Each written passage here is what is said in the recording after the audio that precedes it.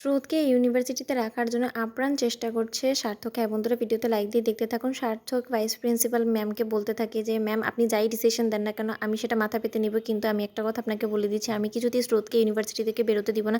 তার জন্য আমি যত যা কিছু করার প্রয়োজন আমি সেই সব কিছু করবো। এটা শুনে ভাইস প্রিন্সিপাল ম্যাম বলতে থাকে যে, আচ্ছা সার্থক, তুমি একটা কথা বলো তো, তুমি দিনের পর দিন এখানে জয়েন করার পর থেকে এই মেয়েটার পেছনে লেগে আছো, ওকে এত অপমান করছো, তারপরও তুমি কেন চাও যে ও ইউনিভার্সিটিতে থাকবে? তুমি একবার নিজের মনকে প্রশ্ন করে দেখেছো যে কী এত তোমার ওর প্রতি টান যে তুমি ওকে ইউনিভার্সিটিতে রাখার জন্য লাস্ট পর্যন্ত লড়াই করবে? তুমি ভাবতে পারছো একবারও? তুমি কি বলছো? তোমার কথার সাথে তো কাজের কোনোই মিল দেখছি না আমি। তখন সার্থক এক পর্যায়ে চুপ হয়ে যায়। সার্থক বলতে থাকে যে, ম্যাম আমি জানি না এটা কেন করছি, কিন্তু আমি চাই যে স্রোত যে করেই হোক না কেন ইউনিভার্সিটি যাতে না ছাড়ে সেই ব্যবস্থাটাই আমি করব। ওদিকে রাই অনির্বাণকে বলতে থাকে যে, স্যার প্লিজ আপনি আমাকে একটু ছুটি দেওয়ার জন্য একটা ব্যবস্থা করে দিন। তখন অনির্বাণ বলতে থাকে, মিস রায় আপনি আমার কেবিন আসুন, এই ফাইলটা নিয়ে আমার আপনার সাথে কিছু কথা আছে। তখন রায়ের মুখ চোখ দেখে অনির্বাণ বলতে থাকে, কী হয়েছে বলুন, আপনার কোনো প্রবলেম হয়েছে? সেটা তো আমি বেশ বুঝতে পারছি, কোনো ফ্যামিলি ইস্যু হয়েছে? তখন রায় বলতে থাকে, স্যার আর বলবেন না, আমার ছোট বোনটাকে ইউনিভার্সিটিতে যেটাতে অ্যাডমিশন করিয়েছি সেটার মধ্যে ও স্কলারশিপ পেয়ে ও ফ্রিতেই পড়ছে, কিন্তু তাই বলে ও দিনের পর দিন একটা টিচারের অপমান অপদস্থ সয়েই যাবে? সেটা তো হতে পারে না স্যার। আজকে সেটা এত দূর পর্যন্ত চলে গিয়েছে যে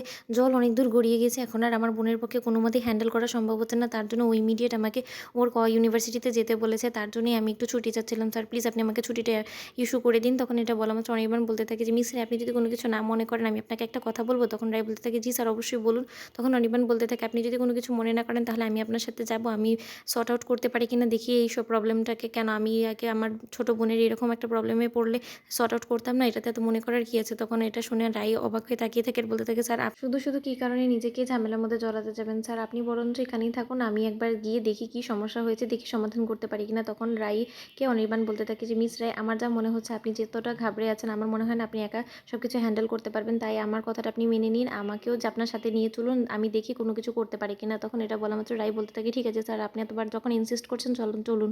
তখন এটা দেখা মাত্র স্টাফরা দেখতে থাকে আর বলতে থাকে যে, দেখেছিস এক্ষুনি স্যার আমাদেরকে চ্যাটাং চ্যাটাং কথা বললো, আমাদেরকে ওনাদেরকে নিয়ে কিছু ভাবতে না বললো, ওদিকে দেখ ওনারা দিব্যি দুজন মিলে কোথাও যেন একটা হুড় করে চলে গেলো, দেখেছিস? তখন এটা দেখা মাত্র স্টাফরা বলতে থাকে, আসলে কি সবই লোক দেখানো জিনিস, কিন্তু তলে তলে ওনাদের ঠিকই প্রেম চলছে, দেখ গিয়ে।